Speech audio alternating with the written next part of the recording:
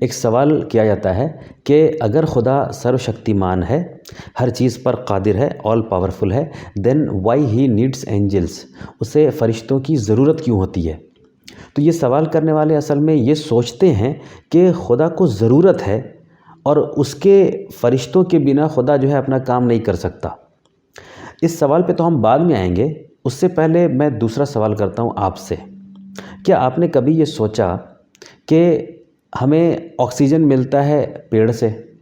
تو کبھی یہ سوال آپ کے ذہن میں آیا کہ خدا پیڑ پہ ڈیپینڈنٹ ہے ہمیں آکسیجن دینے کے لیے؟ اگر خدا سروشکتیمان ہوتا، ہر چیز پہ قادر ہوتا، آل پاورفل ہوتا، تو وہ خود سے آکسیجن دیتا بنا پیڑ کے۔ کیا کبھی آپ نے یہ سوال سوچا ہے کہ دودھ ہمیں ملتا ہے گائے سے، تو خدا کو گائے کی ضرورت پڑ گئی تو گائے کے ذریعے ہم تک دودھ پہنچا رہا ہے۔ اگر خدا سروشکتیمان ہوتا تو وہ بنا گائے کے بھی ہم تک دودھ پہنچا دیتا۔ اسی طرح آپ بہت سارے سوال اور کر سکتے تھے، لیکن آپ نے نہیں کیا، یا آپ کے ذہن میں نہیں آیا۔ آپ یہ بھی سوچ سکتے تھے کہ خدا جو ہے وہ ڈیپینڈنٹ ہے سورج پہ انسانوں کو روشنی دینے کے لیے۔ اگر خدا سروشکتیمان ہوتا تو منشیہ کو پرکاش جو ہے، روشنی جو ہے بنا سورج کے بھی دے سکتا۔ یہ سب سوال آپ کے ذہن میں نہیں آیا، اس وجہ سے نہیں آیا کیونکہ آپ کو یہاں پر جو کارن ہے، جو کاز ہے، جو سبب ہے، وہ آپ کو معلوم ہے۔ یہاں پہ سبب آپ کو اب معلوم چل گیا کہ آکسیجن ہمیں ملتا ہے پیڑ پودے سے۔ آپ کو سبب یہ معلوم چل گیا کہ دودھ ہمیں گائے سے ملتا ہے۔ سبب آپ کو یہ معلوم چل گیا کہ روشنی ہمیں سورج سے ملتا ہے۔ لیکن آپ میں سے بہت سارے لوگ یہ نہیں سوچتے کہ سورج سے ملتا تو سورج کیسے روشنی دیتا ہے، یا گائے دودھ کیوں دیتی ہے، یا پیڑ آکسیجن کیوں دیتا ہے۔ تو یہ جو ہر کیوں ہوتا ہے نا، اس کیوں کا کوئی نہ کوئی جواب ہوتا ہے عام طور پہ، لیکن کچھ کیسز میں یہ جواب آپ کے پاس نہیں ہوتا ہے۔ تو آپ نے یہ سوال فرشتوں کے بارے میں کیا، لیکن یہاں پہ پیڑ کے بارے میں، آکسیجن کے بارے میں، گائے اور دودھ کے بارے میں اور سورج روشنی کے بارے میں نہیں کیا۔ کیوں نہیں کیا؟ کیونکہ ان دو کیسز میں کچھ فرق ہے۔ فرق کیا ہے کہ فرشتے کیا ہیں آپ کو معلوم نہیں صحیح سے، فرشتے کیسے کام کرتے ہیں آپ کو معلوم نہیں صحیح سے۔ تو چونکہ آپ کو معلوم نہیں ہے، اس لیے آپ نے یہ سوچ لیا کہ خدا فرشتوں پہ ڈیپینڈنٹ ہے۔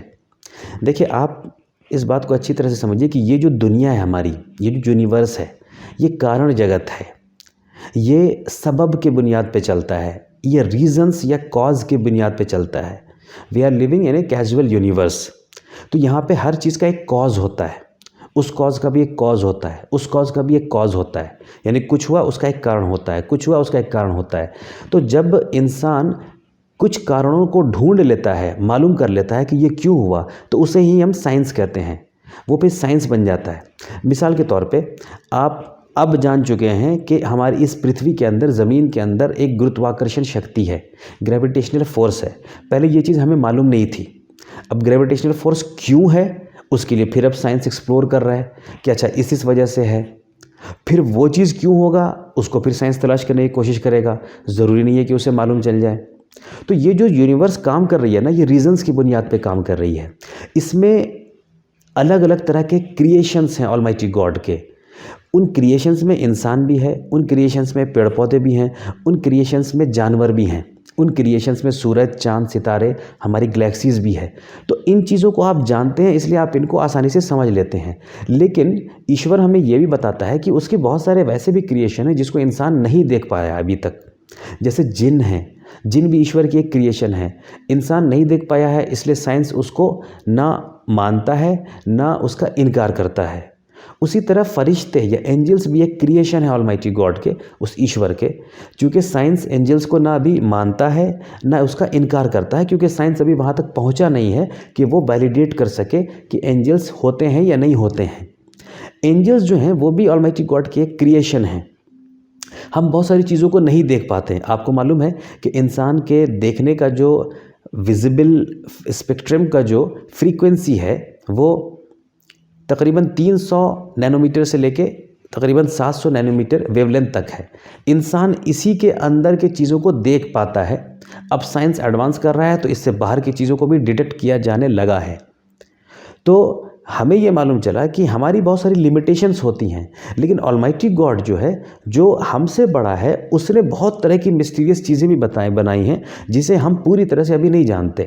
तो उसी में एक क्रिएचर होते हैं एंजल्स। ये एंजल या फरिश्ते अलग अलग तरह के होते हैं। इनके अंदर इंसानों की तरह फ्री विल नहीं होता है और ना ही ये जड़ पदार्थ होते हैं, यानी ये दोनों के बीच के होते हैं। एक इंसान हुआ, इंसान के अंदर आप खुद ही देखते हैं कि दुनिया में तरह तरह के आपको लिविंग थिंग देखते हैं। एक इंसान देखता है जिसके अंदर फ्री विल है, जिसके अंदर सोचने समझने की ताकत है, जिसके अंदर इंटेलेक्ट है, जिसके अंदर विवेक है, बुद्धि है। और आप इसी दुनिया में जानवर भी देखते हैं जो जानवर इंसान से अलग होते हैं, और इसी दुनिया में आप पेड़ पौधे भी देखते हैं जो बिल्कुल ही अलग टाइप के क्रिएचर हैं, उनके अंदर फ्री विल नहीं है। फिर तो उसी तरह इसी क्रिएचर की तरह एक क्रिएचर एंजल भी कहलाते हैं। वो एंजल ना इंसान है, ना वो एंजल जड़ है, यानी कि चट्टान या पत्थर या ईटा या मिट्टी, वो उससे अलग हैं। ईश्वर ने उन्हें जिस काम के लिए लगा दिया है वो उस काम को करते रहते हैं। ईश्वर का जो काम होता है, ईश्वर ने इस विधान जो बनाया है इस यूनिवर्स का, वो कारण जगत बनाया है, कारण की बुनियाद पे बनाया है, सबब की बुनियाद पे बनाया है, रीजंस की बुनियाद पे बनाया है। जिस तरह गाय एक रीज़न के थ्रू दूध देती है, पेड़ पौधे एक रीज़न के थ्रू ऑक्सीजन देते हैं, सूरज एक रीज़न के थ्रू रोशनी देता है, उसी तरह फरिश्ते अपने रीज़न के तहत काम करते हैं। जो उनको डिपार्टमेंट्स दिए गए हैं वो उसको करते हैं। उसको कुछ लोग इस तरह से भी समझाते हैं कि वो जो नेचुरल जो फोर्सेस हैं या नेचुरल जो ताकतें जो काम करती हैं वो फरिश्तों का ही मैनिफेस्टेशन है। कुछ लोग उसको इस तरह से भी समझाते हैं। संक्षेप में हम ये कह सकते हैं कि angels are also creation of almighty God. God is not dependent on angels, just like God is not dependent on cow, God is not dependent on tree, God is not dependent on sun। अच्छा, एक सवाल आपके जहन में आना चाहिए कि ऐसा क्यों है कि खुदा अपने काम को या उसके जो यूनिवर्स जो वो चलाता है वो रीजंस के थ्रू चलाता है? उसकी वजह क्या है? देखिए, उसकी बहुत सीधी सी वजह है, ताकि उसका लॉ यूनिफॉर्म रह सके, ताकि उसका कानून जो है एक समान रह सके। आप इमेजिन कीजिए, अगर ऐसा होता उसका कानून कि गाय जो है हफ्ते में 4 दिन तो दूध देती है, बाकी 3 दिन अपने मर्ज़ी पे, किसी दिन पेट्रोल दे देती है और किस दिन जो है सो जूस दे देती है, तो कैसी होती है हमारी ज़िंदगी? आप सोचिए कि जब किसान खेत में गेहूं अगर बोता और मालूम चला कि इस साल उसकी जगह गेहूं नहीं, उसकी जगह अमरूद निकल गया है, या अगले साल मालूम चला कि यहाँ पे अब गेहूं की जगह जो है वो जलेबी निकल गया है, तो अजीब हो जाता मामला, अजीब दुनिया हो जाती। अभी आप ज़मीन पे चल रहे हैं, कार चल रही है, ग्रेविटेशनल लॉ के हिसाब से कार को बनाया गया है, लेकिन मालूम चला कि नहीं, अचानक से ग्रेविटेशनल फोर्स जो है ख़त्म हो गया अर्थ का, तो आपकी कार नहीं चल पाती। हमारी ज़िंदगी बिल्कुल चल ही नहीं पाती अगर ईश्वर का विधान यूनिफॉर्म नहीं होता, एक समान नहीं होता। तो ईश्वर ने जो एक समान बनाया है ना, ये हमारे ज़िंदगी को चलाने के लिए है। तो उस एक समान लॉ के लिए ज़रूरी है कि हर चीज़ अपने अपने हिसाब से काम करती रहे। तो उसी के तहत एंजल्स हैं जो अपना काम कर रहे हैं, पेड़ पौधे हैं जो अपना काम कर रहे हैं, सूरज है जो अपना काम कर रहा है, पृथ्वी है जो अपना काम कर रही है।